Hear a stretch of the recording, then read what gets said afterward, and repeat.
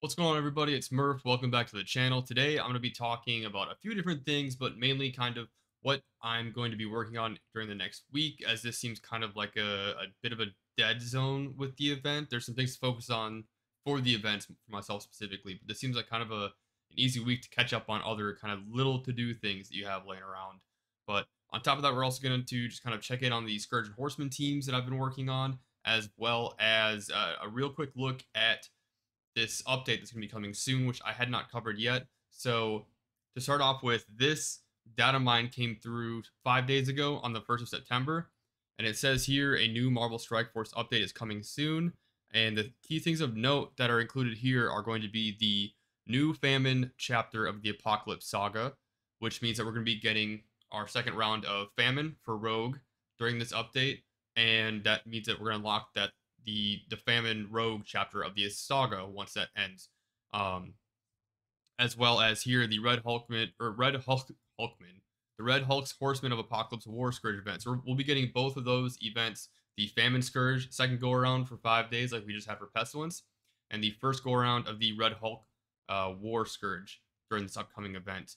I'm not really going to get into the rest of that. It looks like Tower's coming back too, and a new event campaign. That's awesome. 5 new playable characters, but more importantly, what I touched on in a video maybe a week or two ago was this kind of event calendar time crunch that I was looking at. And I was just kind of gee-whizzing around here and looking at, okay, so the first Pestilence Scourge came out on 13 April. The second one came out 27 July. So between that, there were 105 days in between. And um, one thing you can typically notice if you look at like the month, I mean, obviously they're monthly events, so they're going to follow the same release schedule every month. There's typically 28 days between each event, but the way games like these typically work is that they have a set number of days programmed between each event. So like it just releases on the same cadence over and over again. So if they decide to follow a cadence for these Scourge events, I decided to map that out, what that looks like. So if there's 105 days between the first and the second run of the Pestilence Scourge, you can safely assume there's going to be a 105-day run between the Famine or between the first and second run of the Famine Scourge. So that would put us at 19 October if this is true. I mean, this is all speculation. Obviously, there's nothing confirmed, but going off of the first release of the Scourge, there are 105 days in between it. There's 105 days between the Famine Scourge. We're looking at 19 October. So we got a little over a month left to prepare for it if that's the case. And the same thing I did here was that between the what was is this yeah, okay, that's the formula we're looking at. So the first run of Pestilence was 13 April and the first run of Famine was 6 July, which means we had 84 days between a new wing of the Scourge's opening. So if there's 84 days between Pestilence and Famine, and there's going to be that same cadence of 84 days between Famine and War, that means we're looking at getting the War Scourge on 28 September before the Famine Scourge. Again, speculation, but if they follow that same release schedule, that's what we're looking at. 28 September, about 3 weeks from tomorrow, we'll be getting the War Scourge. And on 19 October, we'll be getting our second round of Famine. So I kind of want to take a look at what we're looking at for our teams based off of this. Let's hop over to BlueStacks real quick. So I kind of put this together, kind of take a look at where we're sitting for both these events. So if our War Scourge is coming back first, that means our Heroes Guardians are going to be up to bat. And I got them all up to Gear 13 very quickly after I hit level 70. And I will probably bring them up to 72 and whatever gear pieces I can put on them in the next couple weeks. It's not really a priority for me this coming week, but in the near future it will be.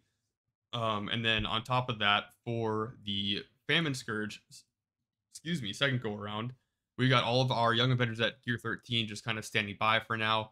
And I'm fairly behind on all their ISOs, but because of this kind of release schedule cadence, I'm kind of confident that we're going to be getting our War Scourge out first. So I'm focusing on cramming out all the ISO 8s for these characters as high as I can get them first.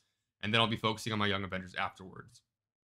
But I kind of want to go through all the rest of the confirmed Horseman teams that I'm working on and kind of show you guys where we're at now. So as you guys know, if you've been watching my videos, we just finished our first kind of full run of the Pestilence Scourge event because the first time it came around, my account was too weak to really like participate much in it at all. But I was able to get about 300,000 points on this, which obviously you want to be shooting for that 500,000. But as I've said in other videos, in my experience, it's really not doable unless you have a roster of characters at gear 14, and that's not possible till level 75. So hopefully we should be 75 by the time this comes back around, and we'll see how we're able to do then. But so Web Warriors are good to go. I'm currently farming out Spider-Man in the Blitz store. I'll probably stop him once I get to 6 stars, and then kind of focus on something else. That bridge from 0 to 300 shards to get that 7 star from 6 stars is such a long farm. I mean, even in the Blitz store, it's fairly quick, but I kind of would prefer to get them to 6 stars and then start focusing on other farms in that store, maybe like the Kree Minions or Ant-Man to get Jubilee or something else like that. And that's just because I can I can faster gear out and build other parts of my roster by getting, from 2 to 5 stars in, less time than it takes to go from 6 to 7. And, all the meanwhile, I'll be passively getting those shards from orbs and other, whatever other avenues we're able to randomly get shards from. So that way, instead of them going to Ultimus food, which at this level doesn't do shit for me, I can just let them feed these characters to 7 stars eventually. And then once they get close, I can kind of pull them over the finish line with credits. But anyways, I'm digressing. So our last horseman, or our last Scourge team rather, is our Bionic Avengers. And you can see we've got Iron Man and Vision at level 70, gear 13, standing by. And Viv Vision is at level 70, standing by for gear. And I just really haven't had the time to put any gear on them. And I actually was diverting some tech gear to both Kate Bishop, and I think Echo takes a couple of tech pieces as well. But they're kind of on the back burner for now. We'll start getting them up probably in the next month or so whenever we get kind of a lull in between events, because we're going to do it in a minute. But our Horseman teams, I'm currently finishing out my farm for Scarlet Witch in the arena store. And actually, now that I have her at 6 stars, I might pivot over to something else. I haven't really looked at it yet or decided what I'm going to do yet, but I'll probably come up with an updated kind of farming guide of what I'm focusing on now at this level. Now that I've farmed out certain characters to kind of the threshold I want to farm them out to. But Doctor Strange Heartless, we've also got at gear 13. We haven't been too lucky with orb pulls on him, and we want to take a look at the rest of the Darkhold team and kind of see where we're sitting with the rest of them, as they're not farmable yet. Our hands are still tied by, the random orb pulls, but Morgan Le Fay we should be unlocking once these rank rewards come out.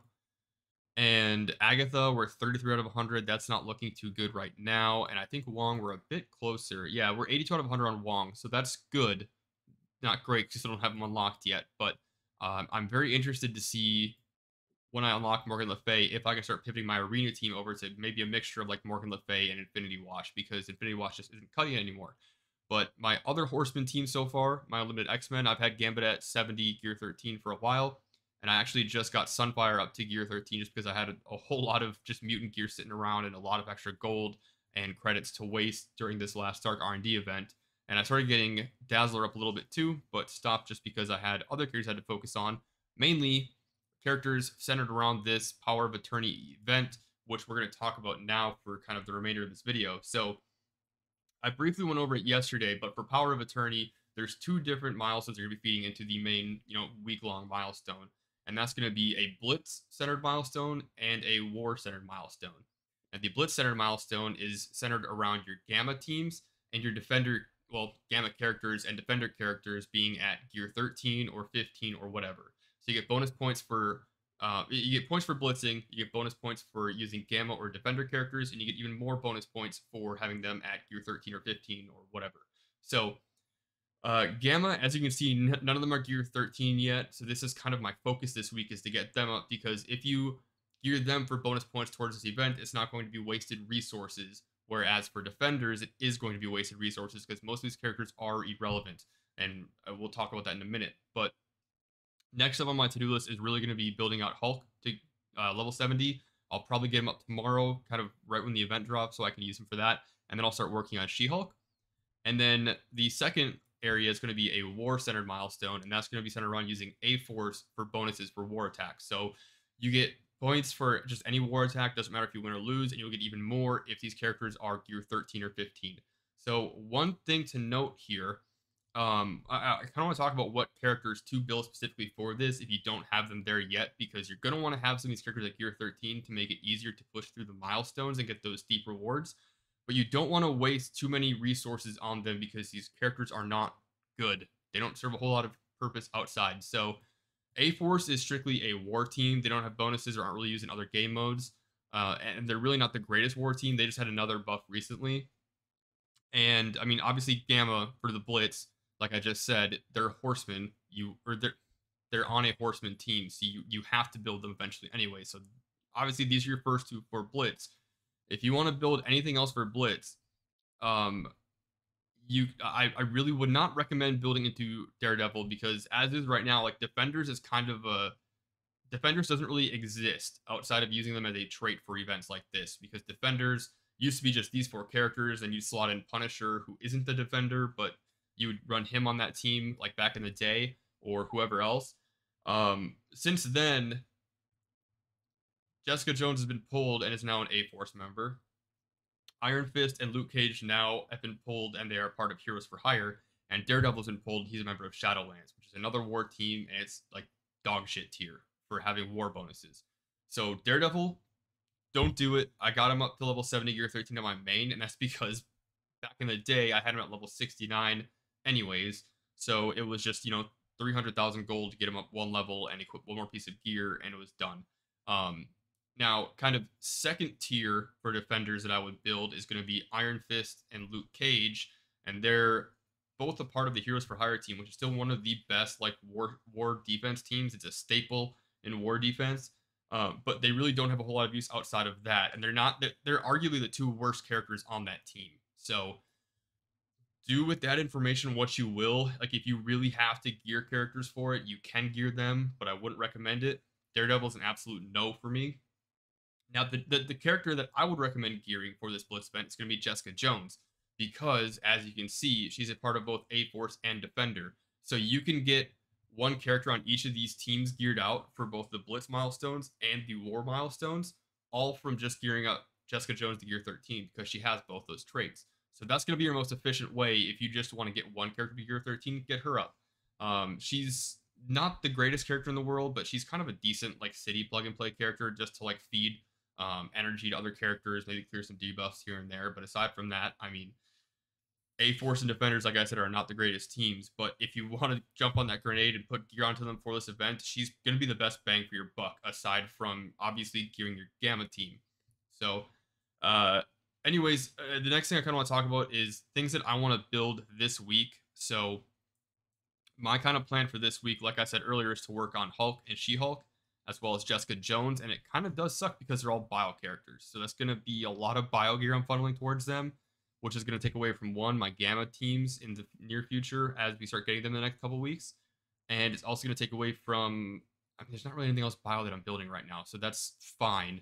But my other two kind of main focuses here are going to be my villains, because that was definitely the weakest part of my roster for this last Scourge. And, there's two villain nodes in the Famine Scourge upcoming too.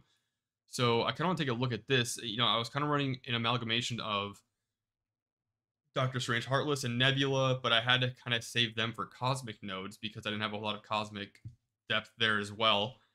Killmonger's already good to go. Silver Samurai, Baron Zemo, Winter Soldier, Crossbones, like they're Zemo's okay to use in Scourges. Like I've had some good success with him, but I've never used him in like a Hydra centric team.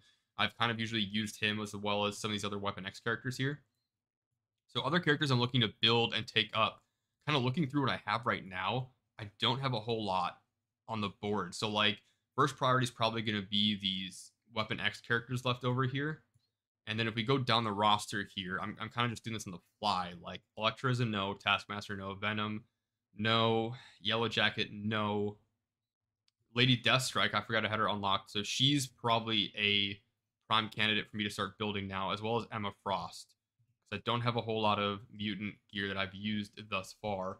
Now, Ultron might not be a bad idea either, because as I get further into the game, Ultron's going to be less of a priority for me to gear. So kind of early game, like right now, might not be a bad idea for me to get gear on him, but it's going to take tech gear away from my Bionic Avengers team, unfortunately. Ghost might not be a bad idea because I'm going to have to build her for the Jubilee event anyways. And looking through the rest of this, I mean, this is all looking like crap aside from a few of the Black Order characters. So yeah, probably I'm probably gonna focus on building out the rest of my Weapon X characters for that. And then the second area I wanted to look at is Cosmic Mystic. And the reason I wanted to look at Cosmic Mystic is because in the Pestilence Scourge for Morgan Le Fay that we just ran, both of the nodes 8 and 9 are for cosmic characters. However, in the Famine Scourge from Rogue, it's a I think if I remember right, node 8 is cosmic and node 9 is cosmic mystic, unless they're both cosmic mystic and I'm misremembering that. But so obviously that's going to narrow our cosmic characters down a little bit. And looking at it, I mean, we've already got 5 characters at gear 13 between Mighty Thor, Heimdall, Doctor Strange, Heartless, and America Chavez. So we're looking okay here. We got synergy between all 3 of the Hero S Guardians that are in this area. But I mean, Doctor Strange Heartless is kind of weak standalone, as is America Chavez. So I might be looking at getting Deathpool up here, as well as Hela might not be a bad investment. Obviously, if you have the Eternals, I would, build them. But unfortunately, we don't have any of them unlocked, and most of these other Cosmic Mystic characters are legendaries or, characters we're not going to farm here. So, yeah, what I'm looking at, for those Cosmic Mystic nodes, if you really want to get into it too, is for the Phoenix unlock, you need Cosmic Mystic Controller. So, that leaves us with, I mean, Hela could be a slam dunk for gearing it. I really don't want to build Mordo, but Hela is definitely not a bad idea either, and she would synergize even further with like Mighty Thor and Heimdall. So yeah, I didn't realize all 5 of the old. Well, it's not the old because it's Mighty Thor in there, but yeah, 4 out of 5 of the old Asgardian team before the Heroes Guardians came out are Cosmic Mystic controllers. Or Cosmic Mystic rather. Anyways, that's gonna do it for the video today, guys. I hope there was some nuggets of information. I know this video is kind of all over the place, but let me know how'd you guys do in the Morgan Le Fay Scourge event. What are you looking forward to in this next update? Maybe in this next week of events. Are you guys ready for it? Are you guys building, your A Force, Gamma, and Defender characters, or are you just gonna kind of let them sit and just, focus on beating the events just by doing as much damage as you can between War and Blitz? And yeah. Until tomorrow, guys. Have a good night. Stay safe, and remember to set your blue hour blitz timers. 2-hour blitz timers. I think I just had a stroke. I'm gonna get checked.